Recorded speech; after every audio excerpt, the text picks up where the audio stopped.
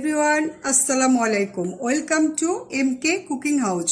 কেমন আছো সবাই? আশা করি সবাই ভীষণ ভালো আছো, আমিও ভালো আছি। আজ আমি তোমাদের সাথে ভীষণ মজার একটা সালাদের আইটেম দেখাবো। এই সালাদটা হচ্ছে কেশর সালাদ। তো চলো দেখে নিই আমরা এটা তৈরি করতে কি কি লাগছে।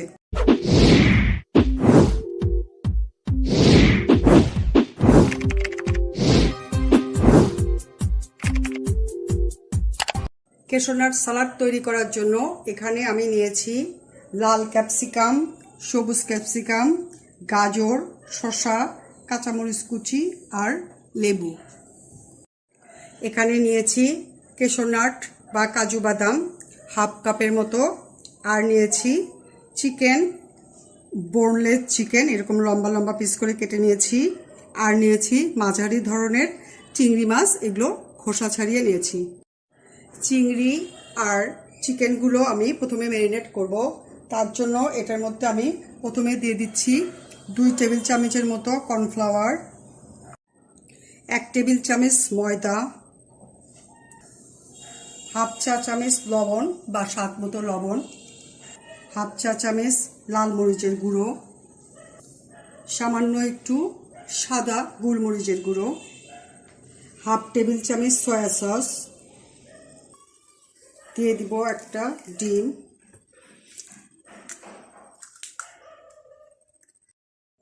এখন আমি সবগুলো উপকরণ খুব ভালো করে মিক্স করে নিব।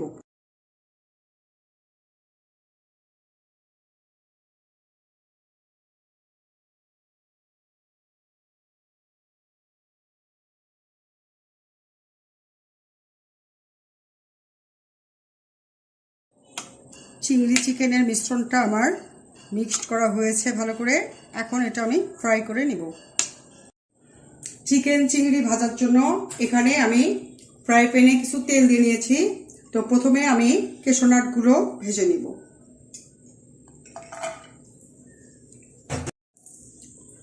কেশর নাটগুলো আমি গোল্ডেন ব্রাউন করে ভেজে নিব।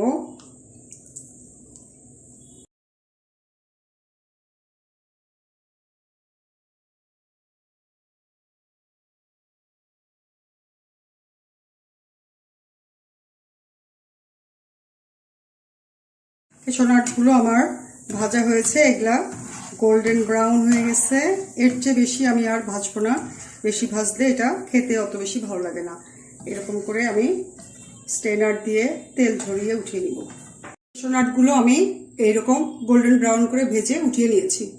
এখন আমি চিংড়ি আর চিকেনগুলো ভেজে নিব। এগুলো আমি অল্প অল্প করে দিয়ে ভেজে নিব, একসাথে দিলে সব লেগে যেতে পারে। সেজন্য আমি অল্প করে করে আলাদা আলাদা করে ছেড়ে ছেড়ে দিয়ে দিব।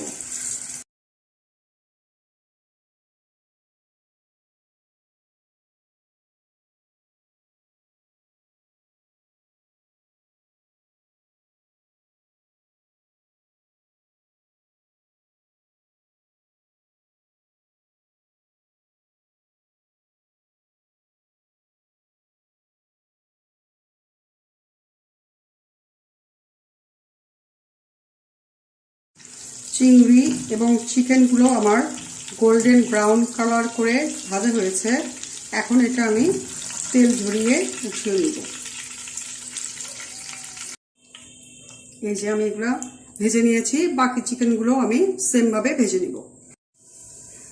এখন আমি গাজর আর ক্যাপসিকামগুলো একটু ভেজে নিব।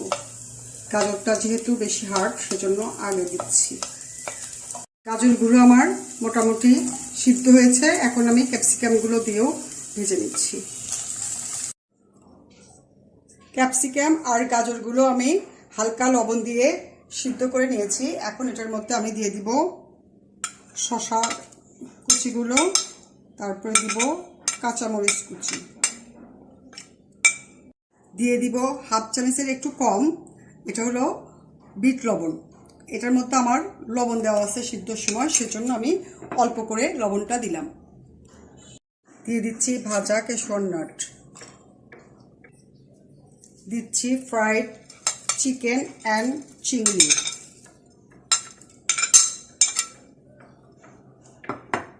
দিচ্ছি 1 টেবিল চামচ চিনি, দিচ্ছি 1 টেবিল চামচ সয়া সস।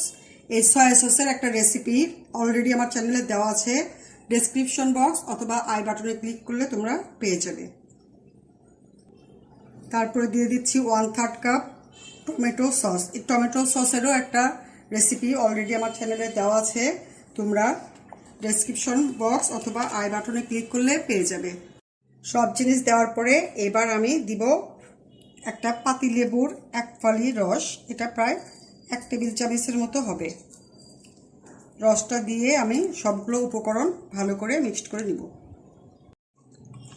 এখন আমি এই সবগুলো উপকরণ একটা স্প্যাচুলা দিয়ে মিক্সড করে নিব। এটা হাত দিয়ে মাখানো যাবে না, তাহলে শসার থেকে পানি বের হয়ে যাবে।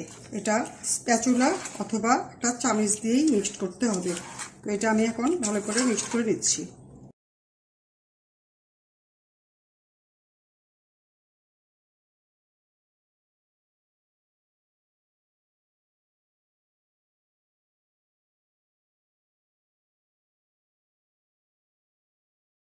ক্যাশনাট সালাদটা আমার মিক্সড করা হয়ে গিয়েছে।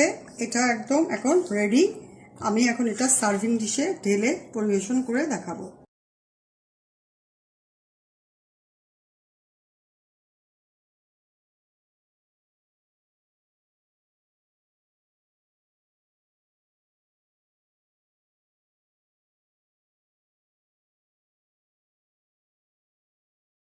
এই যে আমার তৈরি হয়ে গেল ক্যাশনাট সালাদ। এই ক্যাশনাট সালাদটা খেতে অসম্ভব মজা, আর এটা পছন্দ হবে না এমন পার্সন খুব কম আছে। আর বিশেষ করে যারা চাইনিজ প্রেমী তাদের কাছে তো এই ক্যাশনাট সালাদটা খুবই পছন্দের হতে পারে। বিশেষ করে আমার তো অনেক পছন্দের। চাইনিজে গেলে প্রথমে আমি এটাই অর্ডার করি। আসলে এটা খাওয়ার জন্যই আমি চাইনিজে যাই। তো তোমরা দেখে নিলে কত সহজভাবে আমি তৈরি করে ফেললাম ক্যাশনাট সালাদ। তো এটা তোমরা বাসায় অবশ্যই ট্রাই করো, আর খেতে কেমন লেগেছে কমেন্ট বক্সে আমাকে জানাও। বন্ধুদের সাথে বেশি বেশি শেয়ার করো, কমেন্ট করো। আর যদি চ্যানেলে নতুন হও প্লিজ সাবস্ক্রাইব করো। আর যদি অলরেডি সাবস্ক্রাইব করে থাকো তাহলে অনেক অনেক ধন্যবাদ। সবাই ভালো থেকো। আল্লাহ হাফেজ। Thank you.